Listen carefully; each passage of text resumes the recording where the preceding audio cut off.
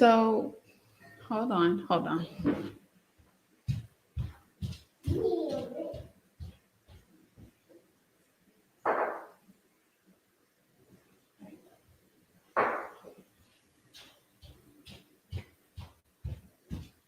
Okay.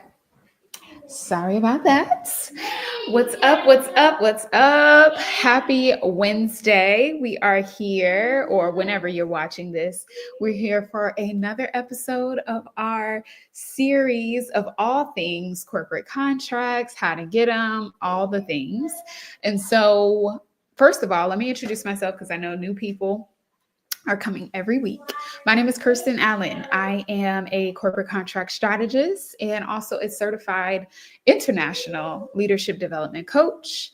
And a part of what we do in this series is really talk about ways that small business owners, entrepreneurs can do more business with corporations, that being universities, school systems, government entities, and nonprofits, and creating a stronger bridge between those organizations and the small businesses that desire to serve them. So that is our purpose here. We talk on how entrepreneurs and small businesses can make sure their businesses are primed, say that 3 times, are primed on what they need to know in order to put their best foot forward to serve corporations at a high level.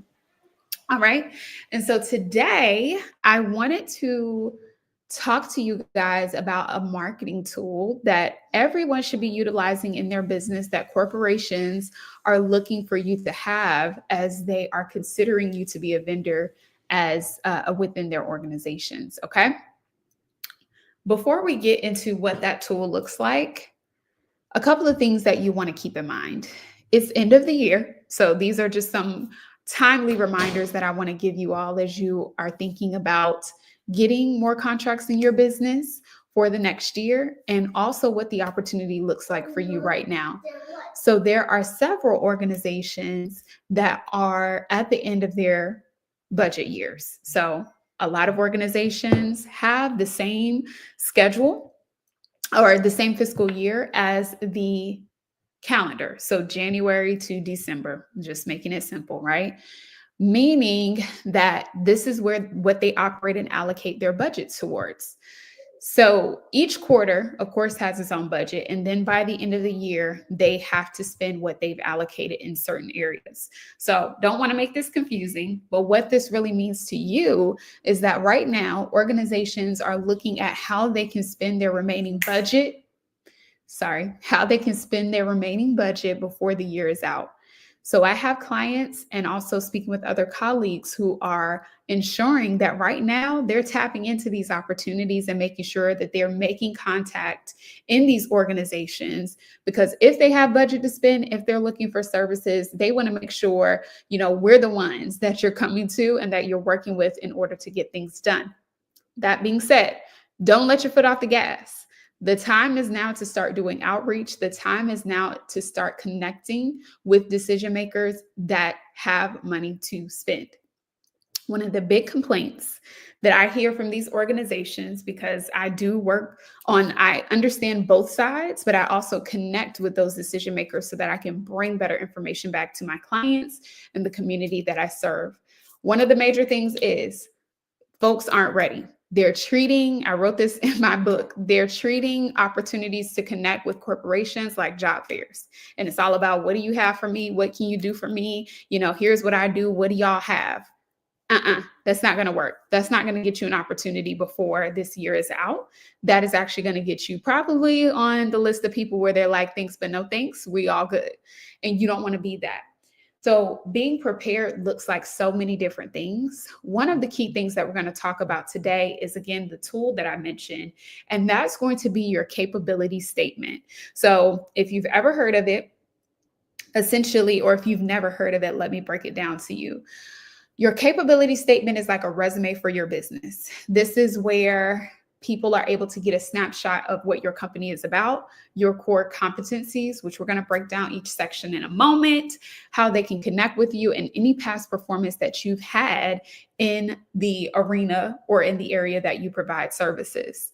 This is especially important in the government space, but even in the corporate arena, in some of our university, for-profit, all of those types of organizations leverage capability statements as well. So if you ever hear the term, think resume for your business. Now, if you don't have your capability statement together, it doesn't mean that you're going to get blocked from an opportunity. But what a capability statement does for you, just as any other marketing tool, it opens doors. And so as you're networking, as you're having conversations, or as someone may be sending you a referral, whatever the case may be, the capability statement speaks volumes to what you're able to provide and can help create an easier conversation if folks choose to have a discovery call with you or want to take a meeting in order to discuss your services.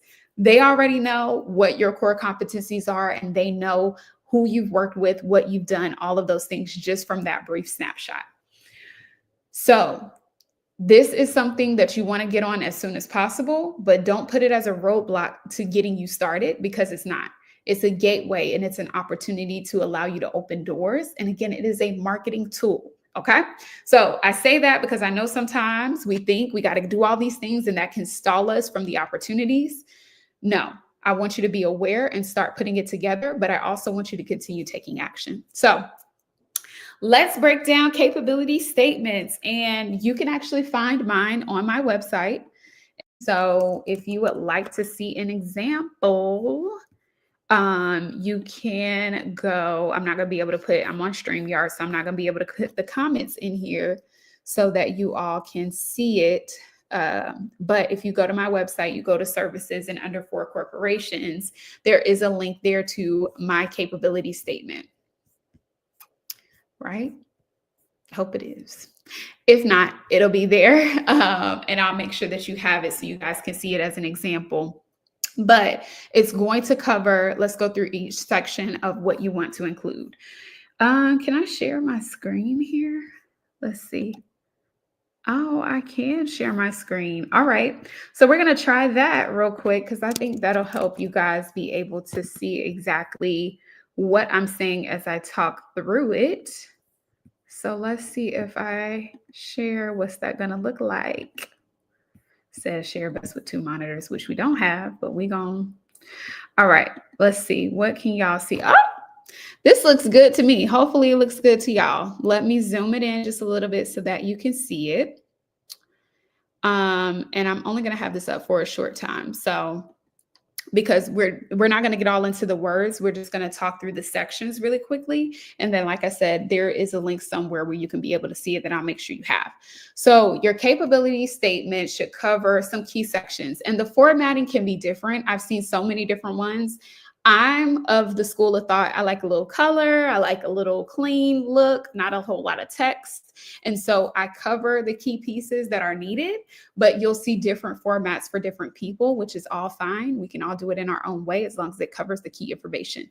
So I'm going to start over here to the left. Of course, I have my logo here, but core competencies and workshop topics. So for me, I do, in addition to my leadership coaching, I also do workshops, talks, keynotes, and I'll get into the services offered in just a second because that's a different section. But I put signature workshop topics here because I want to give an idea of what are some of the things that I speak about, which is emotional intelligence, stress and burnout, leadership, all of those different things go into this area.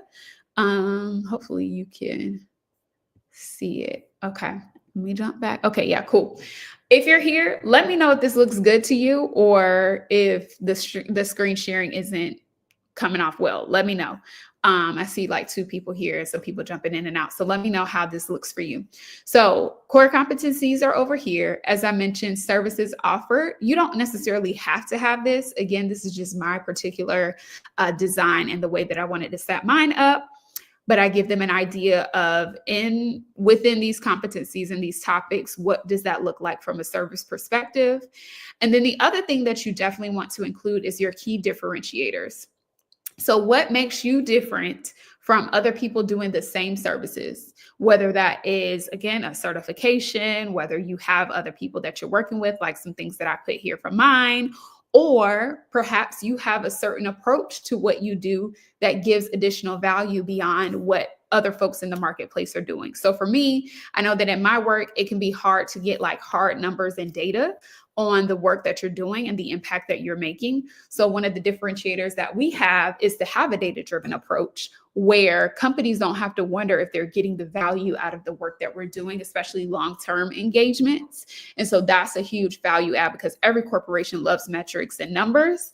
And if you can take that off their plate and be able to provide that for them, that's an inherent benefit that they wouldn't get otherwise or have to figure out on their own.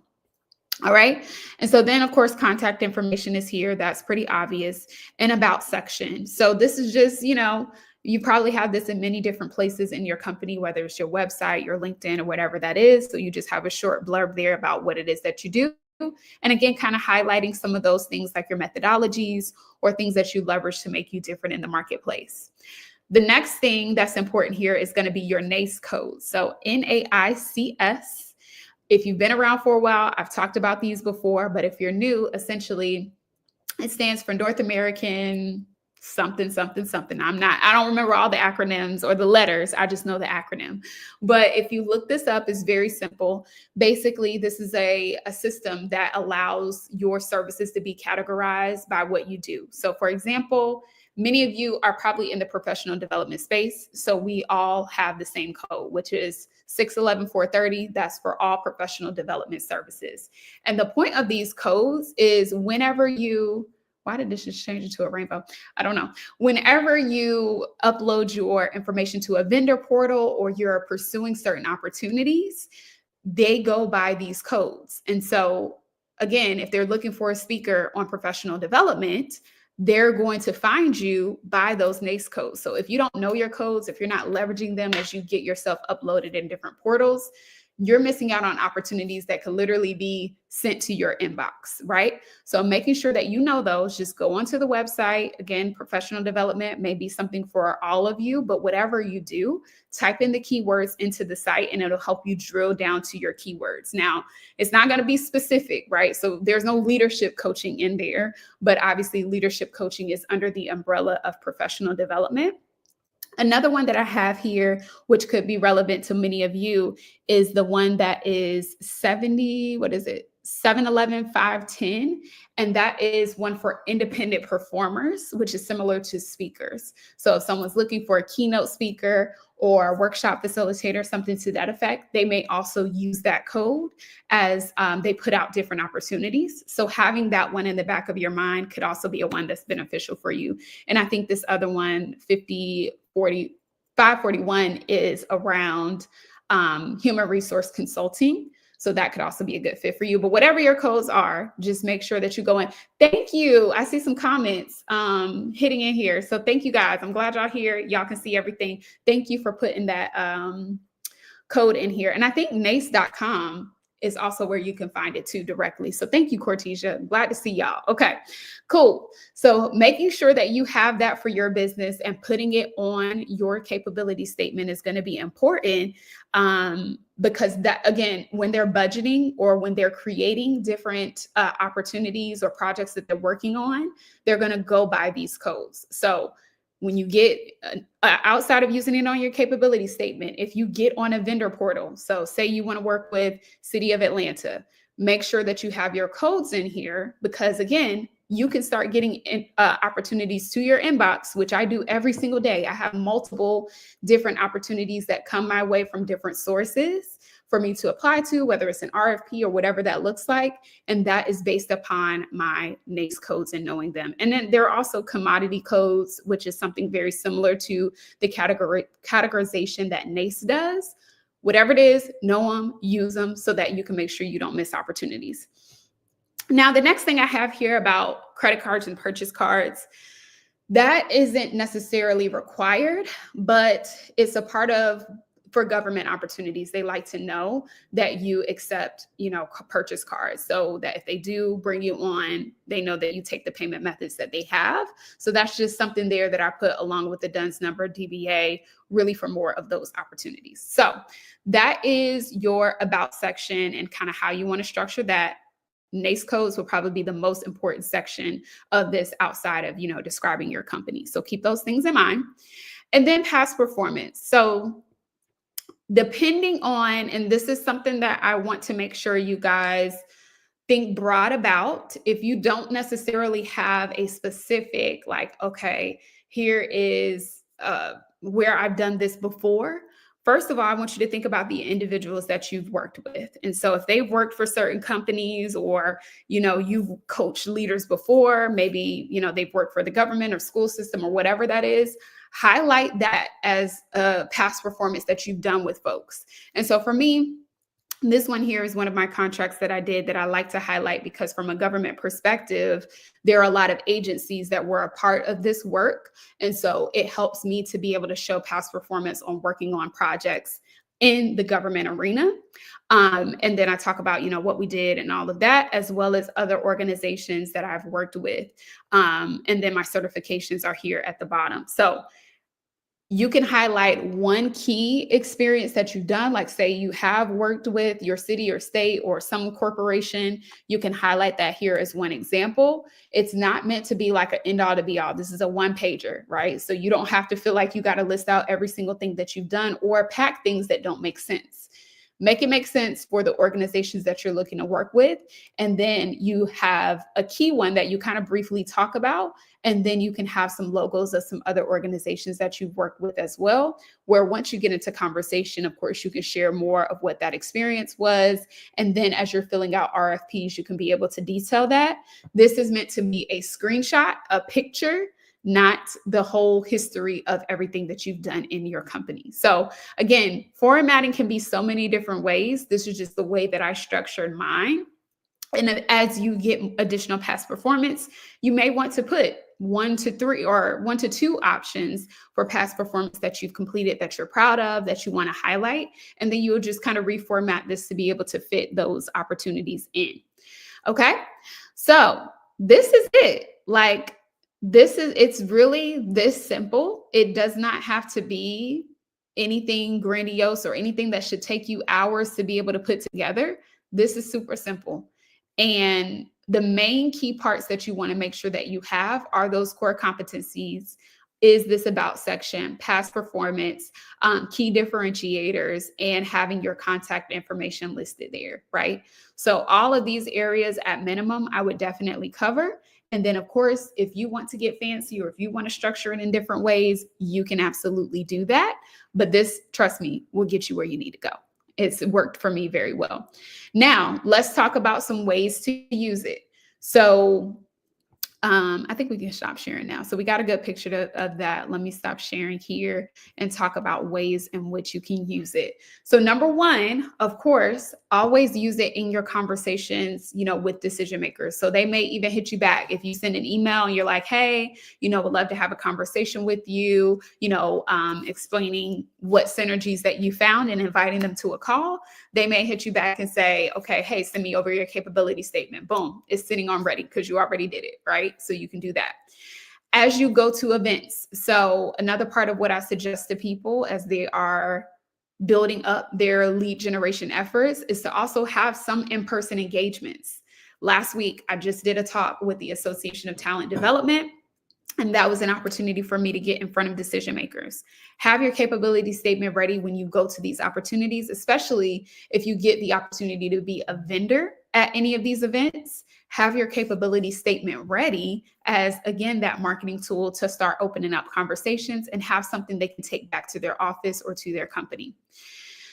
Another way that you will likely leverage it or use it is if you are responding to RFPs or RFQs, which are requests for quotes or requests for proposals.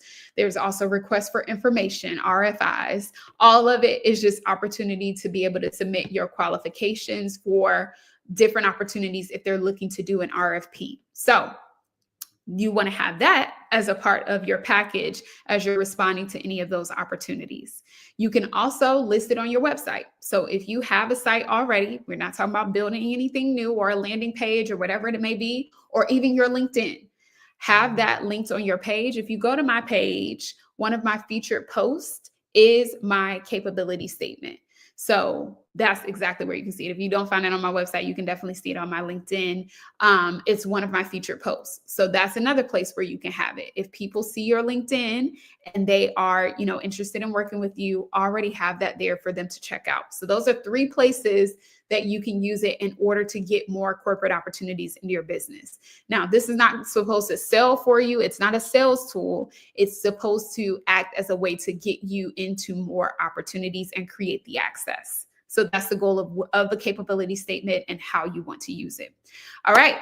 So as we wrap up, I want to give you all a challenge. I want you to go and create your capability statement. I just showed you exactly what mine looks like.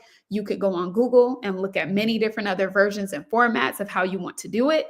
Whatever version or format you want to go with, get yours set up. It should not take you very long to get your first iteration. And I don't want y'all saying, oh, well, I don't have this or I don't have that. Start with what you have, put something together, and know that as you continue to get opportunities, you're going to grow from there. Okay. So put yours together is your first challenge. The second thing that I want you to do is then put it on your LinkedIn or put it on your website. Put it out there. It's a marketing tool. It can't just sit on your Google Drive or in your Word documents or in your Canva, whatever it may look like. Get it out there. So the easiest way to do it, you can control. You may not have an event coming up where you can give it out and pass it out, but you can absolutely control putting it on your platforms and showing people that you are available for these set of opportunities and capabilities that they're looking for. I would be willing to bet that if you even just put that post out there, matter of fact, I know that this can happen because it happened with a current client of mine right now. We just talked about how she can translate her expertise into corporate opportunities. We haven't even worked on her capability statement yet because she just onboarded maybe like a week ago. We've had one call.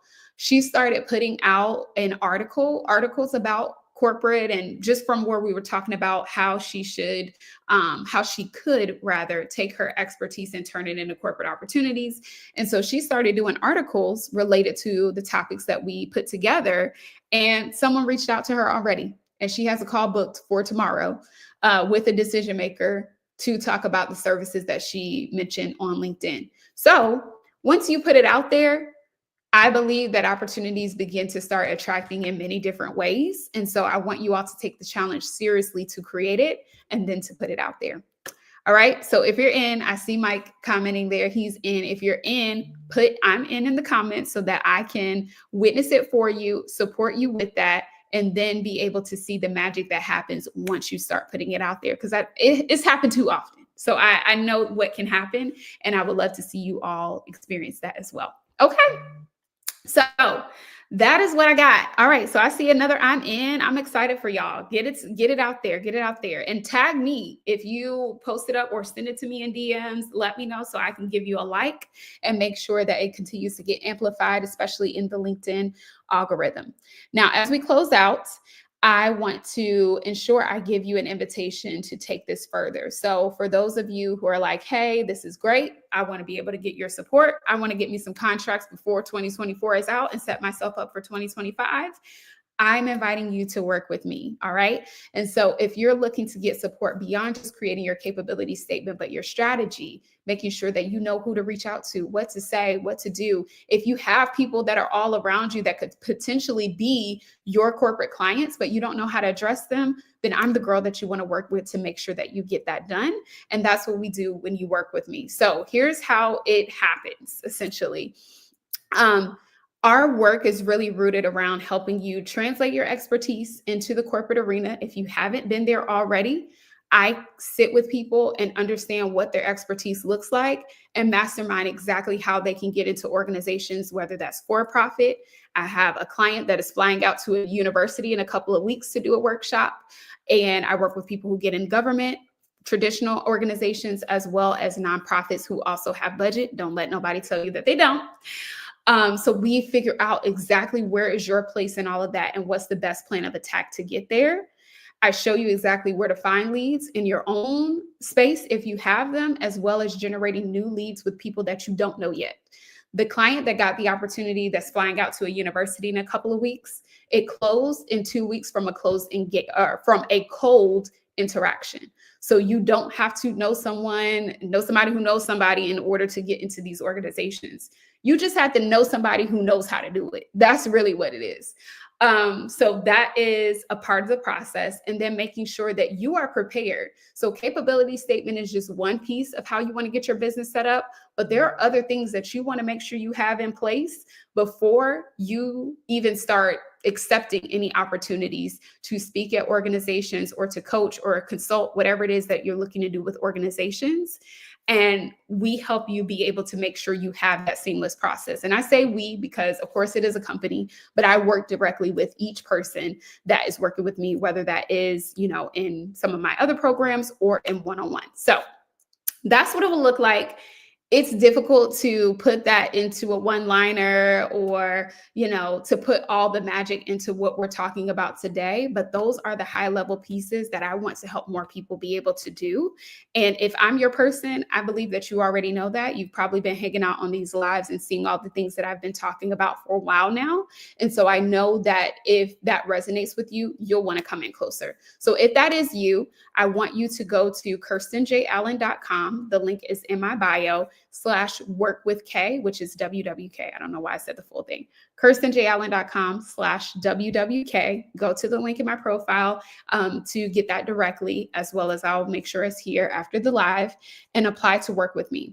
I only have 2 slots, I believe, to work with people one-on-one before we shift our entire service portfolio completely differently, where one-on-one access will only be at my mastermind level. So this is your opportunity to get some additional one-on-one support, whether that is working with me directly, doing a VIP day, or whatever that may look like based on our conversation. So when we talk, we're going to get to dive into your business. I have a lot of questions that I'm going to ask you, and then I'm going to share with you what I believe will be the best way for us to work together. So don't already count yourself out. I have people saying like, oh, well, I need to get things together. I need to figure out this and figure out that. No, you bring me your expertise and I can share with you how we can work together to create what you're looking to do. You don't have to get anything set up. That's a part of what this program and what this work was created to do. So if that's you, go ahead and book your call so we can have a conversation, get you set up, see if you can even still tap into some of these opportunities before the year is out, and absolutely get yourself set up for the next year. So if you need that link, shoot me a DM, check my profile, or, it's somewhere where you'll be able to quickly get to it so that you can apply to that call. Let's have a conversation and see what may be a good fit for you. All right. For everyone else, until next week, I will be here with another topic. I'm so glad to see so many of you tuned in today and committed to creating your capability statement. Be sure to join me back next week, same time, same place, on another amazing topic on how you can start tapping into these corporate contract opportunities. All right, guys, that is it for now. I will see y'all later. Have an amazing, blessed week. And I pray abundance over all of the activities that you are doing. All right, talk to you soon.